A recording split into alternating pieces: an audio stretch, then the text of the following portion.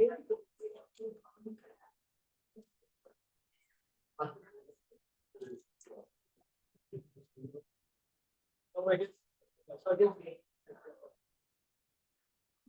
right.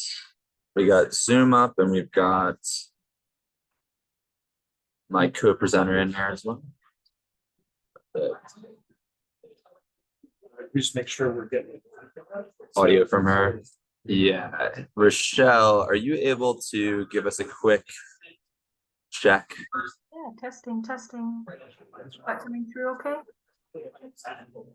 I'm actively speaking. Can you hear me? Just bear with us 1 second, Rochelle. see something else on our mics. I do too, yeah.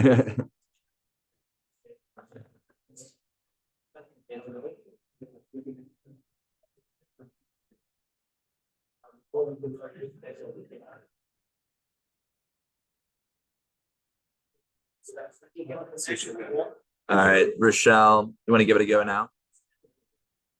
Testing. Can you all hear me now? Good. We can hear you loud and clear. Great. Awesome. And yeah, so I'm sharing my screen, so that way we can just go off of that.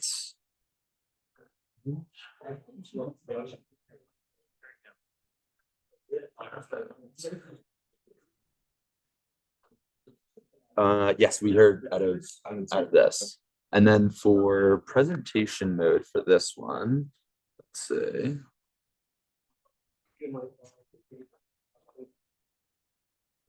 There we go. Let's see. Does it do it where it shows speaker notes over here or no?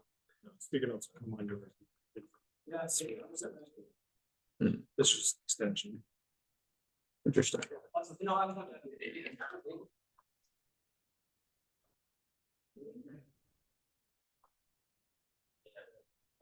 Oh, interesting. Weird, doesn't show the speaker notes.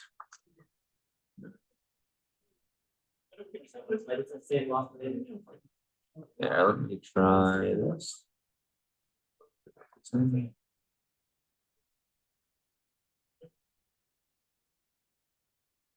give that a go.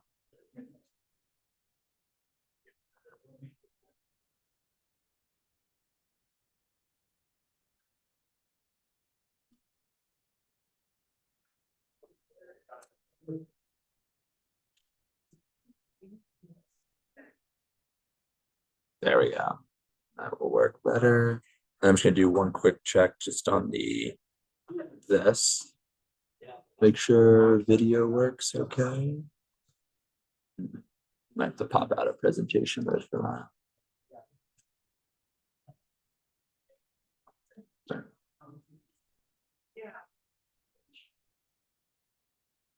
Mhm.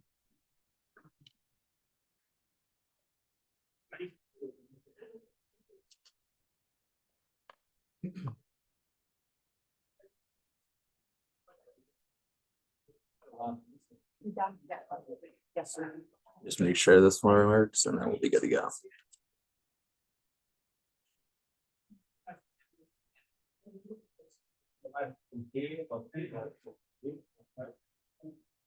No, unfortunately not. Let me pull this out. Take a quick peek.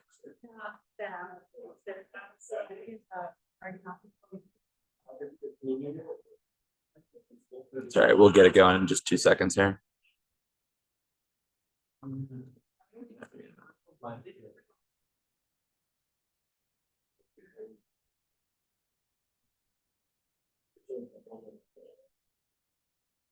right, looks like it's playing in this version, so we'll just roll with that. So cool. That one doesn't. The other one does. I guess we could check that one just to see if that works. At the end of the day, it's not that big a deal if it doesn't. You can always. This one.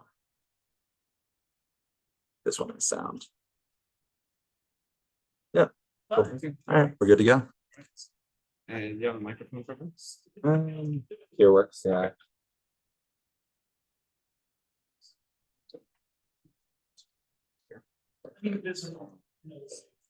Since I can't see, I'm gonna have to toggle on and off. Okay, that's perfect. So it's off right now. Flip it on when you're ready. Cool. Sounds good to me. It doesn't matter if it's on the outside or inside. That's okay. It's doesn't matter. All right, perfect.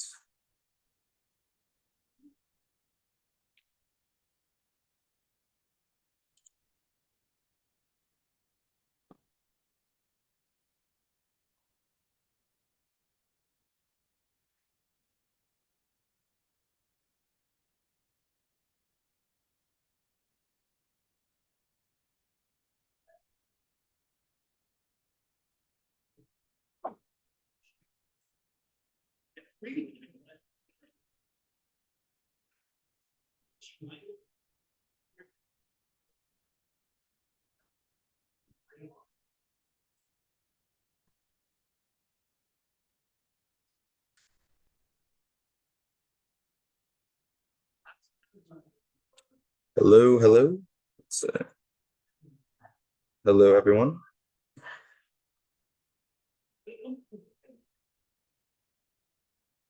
Hello, hello. Hello, everyone. Good afternoon. If you're interested in hearing about how Cal State East Bay's accessibility service departments developed a solution, Salesforce based, for their staff and their student population, then you are in the right hall. And also, you're one session closer to tomorrow's conference organized ski day at Brighton. So that needed to be said as well. With that said, my name is Jason Noratz, and I work for the Salesforce implementation partner, IGNX, based out of Philadelphia. And I was lucky enough to have led the delivery and helped architect the solution that we have for you today, along with the brilliant minds of Cal State East Bay's ITS department and IGNX delivery team. And most importantly, the accessibility services department, which Rochelle Thompson from their team was equally as brilliant. And with that being said, Rochelle is joining us today from Cal State East Bay's campus. So Rochelle. Hi, everybody. My name is Rochelle Thompson. I'm the Assistant Director for Accessibility Services. In that role, I oversee multiple areas of our office, including our accessibility counselors, our accessible testing office, and some of our accommodation coordinators. And because I oversee so many different areas and I have prior experience with designing and maintaining an accommodation management system at my prior institution, I was the primary point of contact for Jason and his incredibly patient team as they developed the AS portal with us. Thanks, Rochelle. With that being said, before going into really what Cal State East Bay and their accessibility service team and department do, I want everyone to take a look at the incredible facts of this project and understand some of the acronyms that you may hear today. And this is the architect track, so there will be some technical pieces to this as well.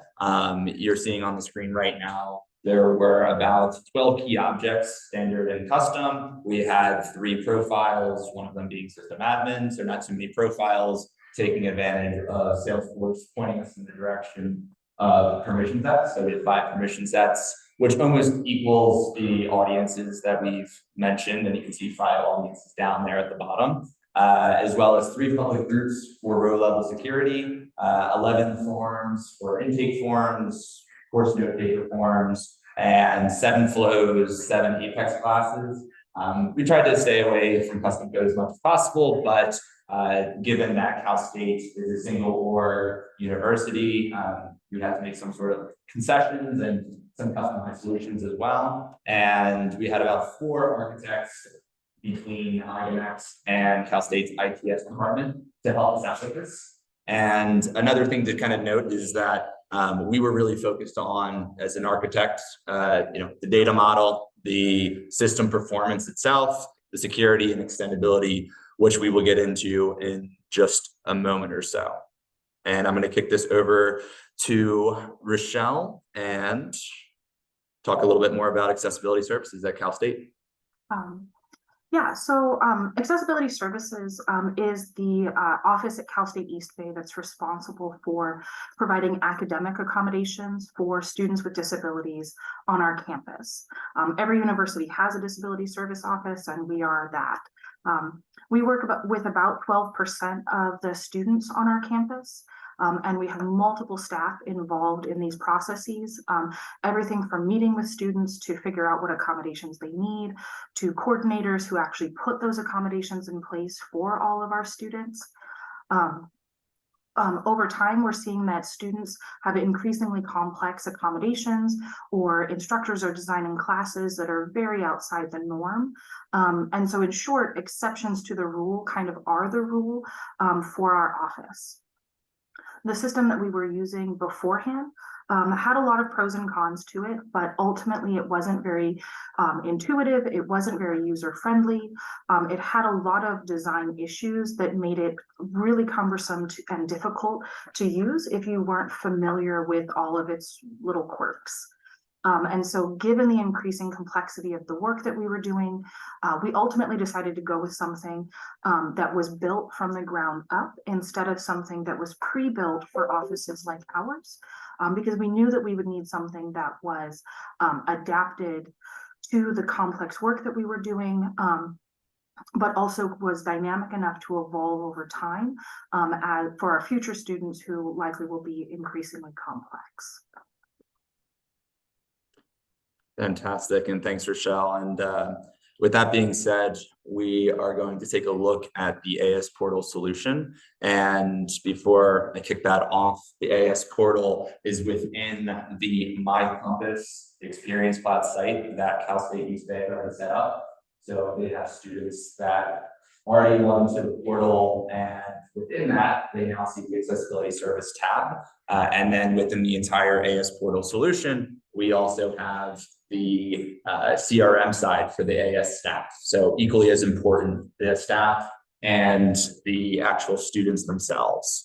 So with that being said, let me pull that up over here, and we can show a little bit more about what's going on and how that UX experience and UI stacks up. So what you're seeing right now is, other than my Zoom screen, you've got My Compass, and at the top, you've got accessibility. On the left-hand side, you've got different cards, and those cards are dynamic and controlled and can be edited by power users on the CRM side from the AS staff. So you see accommodation agreements, you see also cards like helpful links, appointment scheduling is part of the solution as well. And you also see course notes in there. So these are some key pieces of the system for both students and for the staff. There's also two really, really important processes within accessibility services that we will mention. And one is the accommodation notification process, and two is the welcome meeting agreement process and request. So that is a combination of the form assembly form, the Salesforce CRM, and Adobe Sign for the welcome meeting request and the welcome meeting, just kind of signing and making sure everything is all squared away. And then you also have note-taking submission portal. So when students with disabilities need course notes, and they have fellow students that also sign into the portal and see a tab that says accessibility, but they're looking more at information and submitting notes. And the students who are part of accessibility services, if they meet the criteria, can receive those notes. So the portal allows for that for the students. So one being accessibility service students, another being the course note takers who work on behalf of accessibility services, and the other being on the CRM side, which we'll talk a little bit more about in just a few moments, for the staff who are in it every single day. And with that said,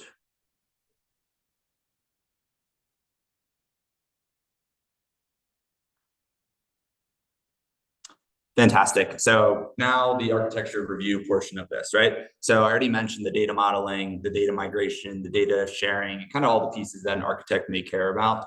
But ultimately, these are the things that we're all looking at and trying to determine whether or not we should be using restriction rules, which we did. And you can see on this diagram in particular, on the left-hand side, you've got all of the objects in Salesforce. So we mentioned there was about 12 key objects, and some of those standard, some of those custom. So based off of different security elements, we needed to use the AS profile object to pull a lot of information from the contact object, but also, we don't want to duplicate, right? So we're trying to reduce technical debt and, future-proof it and keep extendability in mind. So those are things we were thinking of as well. On the right-hand side, you see the admin type objects, so things behind the scenes that, whether it's Cal State ITS or some power users within accessibility services, that's really what they're leveraging.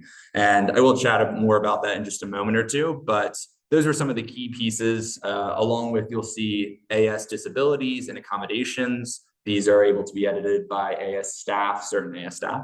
And there's accommodation notification. So that way, when a student, right before the semester starts and begins, they're looking online, okay, I've got math 101, and I would like to have a note taker for that. So when they submit that accommodation notification request, that's going through form assembly, then it's hitting the CRM, Salesforce, and then faculty gets notified, and the right personnel from the AS staff get notified, and the student gets a notification. And then that way, when they log back into the portal, they can then see their accommodation notifications.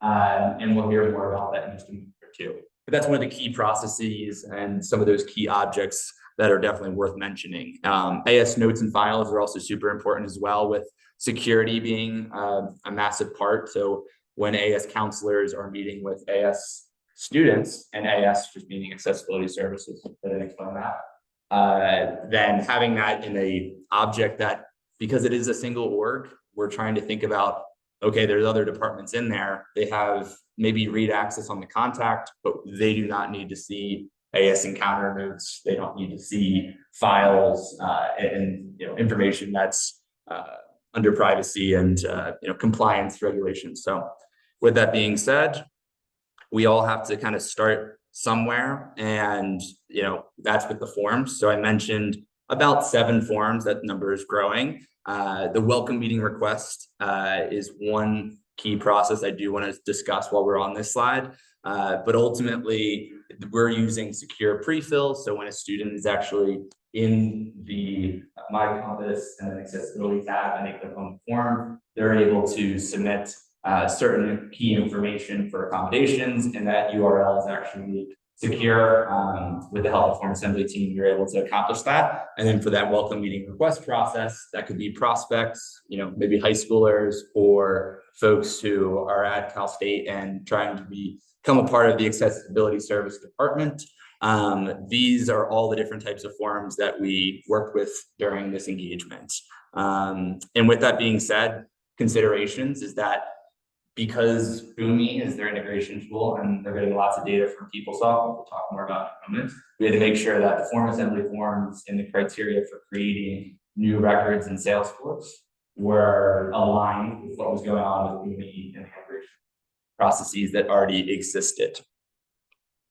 And with that said, that brings us right into the Cal State East Bay tech stack. So the PeopleSoft, as I mentioned, is their SIS system, and that has information on course information, students, faculty, things that make the AS staff much more knowledgeable about what the student may be going through, helps them for their meetings, counseling, as well as reach out and working with faculty members. Adobe Sign, integral process of the actual process of getting a prospect or a student within accessibility services. So starts out as a form assembly form, then comes into the CRM. Certain people are notified. Adobe Sign takes over signatures. So very useful, and that was already in the Cal State tech stack. So we had to make extendable processes. That's actually where a lot of those Apex classes that I mentioned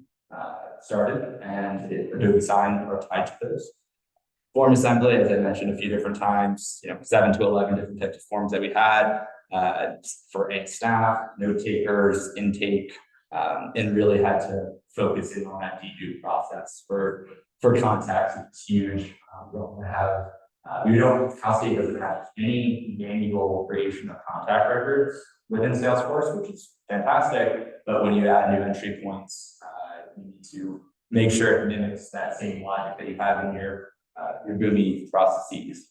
Experience Cloud, that is where the AS portal for students and note takers sits within My Compass. And Boomi helps with that integration, as I mentioned, from PeopleSoft, but they also use Boomi for other integration processes over at Cal State East Bay. Now let's chat about some of the key features, key technical features for that as a part of this solution. So automated email notifications. We did not see a need to use Marketing Cloud or Pardot, which has now been renamed, but we did see a need to have one-off emails sent to faculty, students, and alert the right folks at the beginning of semesters and for those accommodation notifications. The Boomi integration process with the SIS system, PeopleSoft. So that was a huge component. It's still a work in progress today, as Rochelle will mention in a few minutes here. And then we also have that note taker submission. So that's something that was one of the key accessibility service features that we wanted to have and roll out in the MVP aspect of this endeavor. And we were able to accomplish that so that only the students who actually have an accommodation notification tied to the actual, note taker was able to see it. So that way, not everyone's able to see notes, and that way that the note taker can then check out the notes that they've submitted also through the portal.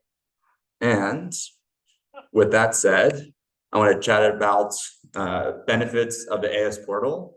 But Rochelle, you want to kick us off?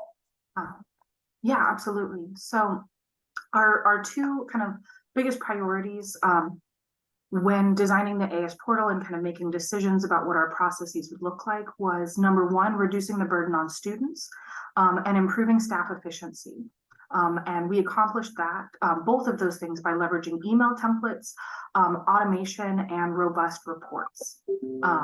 So specifically, the standardization of that email notification that goes to faculty removed a significant burden for students, not only in reducing the anxiety that they were experiencing about disclosing their disability status, but also in the amount of additional time and energy that students were spending just to put their accommodations in place. So this meant that students were able to spend more time just being students and less time on the nitty-gritty logistics of receiving accommodations. The added benefit to that standardized email template is that these emails set the tone for faculty, making it clear what their role and responsibility is, but also giving them all of the information that they need right up front. So making things more efficient for faculty as well, so they don't have to go searching through our website. Yeah, absolutely. And despite some initial resistance to change and a few hiccups, which are standard in any new rollouts, we were able to help automate and, lots of mundane, routine admin clerical tasks were able to be cleaned up, which is fantastic. And Rochelle and her team did a really nice job. And thanks, Rochelle, for highlighting some of those. With that said, we asked some students to submit their opinion on the AS portal. And this is what one particular student shared, and Rochelle can add some commentary as well. So as we go into the next slide, just bear with me for one moment.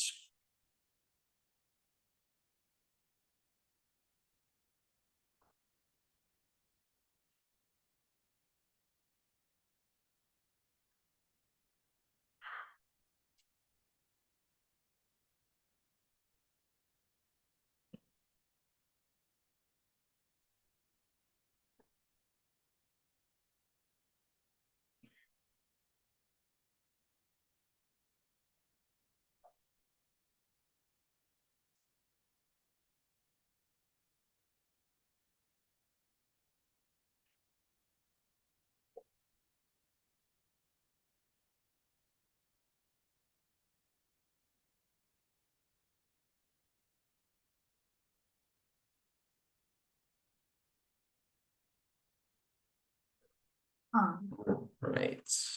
Go ahead, Rochelle.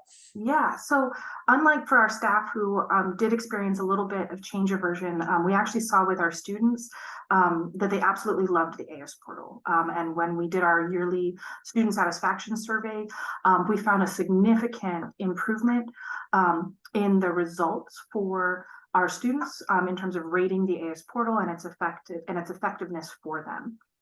So it was really heartening to know that we were on the right track as far as students were concerned. Staff in general also agreed quite a lot with some of our goals in terms of efficiency and felt like we achieved those. So a lot of our design choices were made or were motivated by a desire to really improve staff efficiency. And I think in general, we were pretty successful there. As our kind of stats and results show. So not only were they seeing improvements for students, but also were able to work a lot more efficiently themselves. And given the exponential increase in students that we were serving, it was really important that we build something that was scalable. And so I think Jason's going to chat through kind of how we accomplished that. Yeah, absolutely. And so the next piece of this is the extendability aspect of it. So as an architect and as well as how do you take a solution and make it extendable for other departments to either leverage. That could be in the form of form assembly forms, so templatizing certain intake forms, so that way that logic I talked about for contact management and making sure that we're not getting duplicate contacts in the system. If we can just clone a form assembly form that already has that key pre-fill and contact check information logic already built into it, that's happening, and any department other than accessibility service can leverage that. So that's what we tried to do during this this project. The Adobe design piece of this was already in the Cal State org at this point, so we were leveraging things that were already built and then just trying to build on top of them and make them better and then extend on that. So we have different Apex classes. We have an object that we're actually able to, make life much easier without a developer having to go behind the scenes and edit a lot of the Apex classes related to the Adobe sign code. With the LWCs, I mentioned and saw actually in the AS portal for the students, a lot of those cards, they are actually editable by the AS staff in the AS configuration object.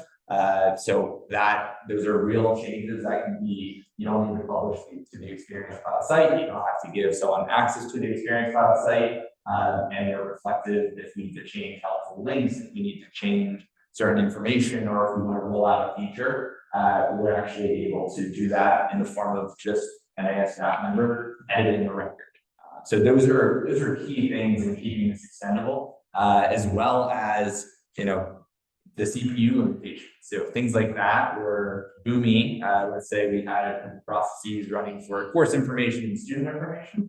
Those were very tricky to get the batch size is great, and how do we templatize that and make it so that any boomy process now has to follow that same logic. Maybe it's 5-10 records in the batch, which is super small and may take much longer of a process, but the process isn't going to error out. So those are the kind of things that we were focusing on for extendability. And with that being said, the transition with all of this and trying to be compliant, I'll let Rochelle speak to, and I'll add my 2 cents in as well.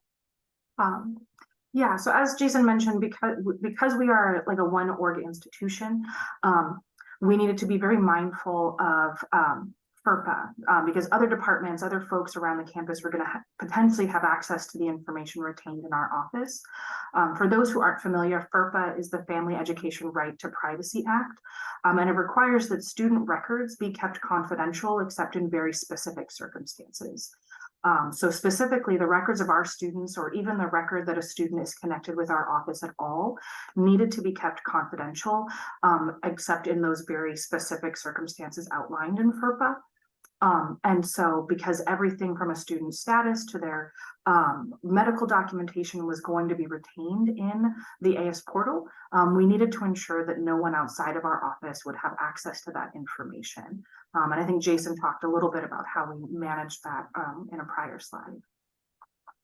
Yeah, fantastic. And, we were actually able to work with the consulting firm that Cal State East Bay's ITS had already worked with previously. And they were able to give us a score, give us feedback on the AS portal for the students, and give it accessibility rating. And then we were able to take that information, try to align as best we could to Cal State's My Compass portal branding. So branding being an important piece, making sure the look and feel of all students and not just accessibility service students was considered. So we were able to work with them, and they gave us great feedback, and then allowed for us to know that we did in fact have an accessible solution for accessibility service students. And with that, I'm going to chat through the implementation and deployment, which is very standard to many of the projects that you've probably worked on or have seen. Everything from your requirements gathering to the wireframing, usage chart, and I'll show you the next slide. The bare bones, after the first meeting, what we kind of came up with. It's always a good ego blow, just looking at it at the beginning and at the end, but necessary. And yes, we're working with the key accessibility service team members like Rochelle, some of her other brilliant individuals on the team, and then ITS, as I already mentioned beforehand. Getting feedback, so because that legacy system that Rochelle mentioned did have a cutoff date, so they needed to renew the contract or not, and they were planning to not renew that contract. So we did have a date that we needed to get an MVP ready. And with that said, we had to also focus on data migration, although I listed it at the end or the far right of this flow and diagram. It was considered throughout, right? So we needed to become familiar with the data. So I would pass along to any of the architects or any of the individuals on a delivery team who's going through a large lift and shift like this to consider the data migration throughout, even if you have it slated for later on in the project, thinking about some of those key things and, what's the amount of data, what's our cutoff date? Because usually it's not just a one conversation type of discussion. It's usually over the course of a couple of weeks. There's a few different individuals involved, and definitely key throughout. The actual build out of the solution did take, over the course of the whole project. We're talking about 5 to 7 month engagement, just depending when you look at it for the start date. It was a little bit rolling to start. And then the UAT equally as important, getting feedback, especially when you get a scheduling solution in there, where you have the portal aspect, different audiences. So you need to make sure you're accounting for everything. So, but this is the architect track and not a project management track. But I just wanted to at least highlight what the implementation and deployment path looked like. And this is the ego check that I mentioned before, or blow, whatever you call it. This was like day 1, day 2, type of, hey, let's see what this looks like on there. And then obviously you saw the final product look like, which is thankfully much better. And I'm going to transition this over to Rochelle to talk about some of the challenges they faced and we faced. Yeah, so it is not always rainbows and butterflies. We did face a couple of different challenges, namely challenges to changes in the larger Salesforce system. So to other objects that don't necessarily relate to our AS processes can impact our processes. And because we're a smaller office, impact to us is sometimes overlooked when they're making large scale changes. Similarly, issues that we experience with integration or certain automations not working the way that folks assume they are can result in information that we're getting out of the AS portal being inaccurate, which has caused a few problems in the past. But I think ultimately the biggest challenge that we experienced was not, and I only mention this because you all might be working with folks like me, we didn't have a really good understanding of how Salesforce architecture looked like or what was possible or not possible at the start of the project. And so knowing more earlier would have alleviated a lot of the frustration that staff are currently experiencing, but also as the bridge between Jason and his team and my office, knowing more early on would have helped me with expectation management for staff, but also with framing requests of what it is that we needed and what we needed it to look like. Yeah, and that's spot on. I think that's something that we've seen with a lot of projects, and there's lots of different stakeholders involved early on.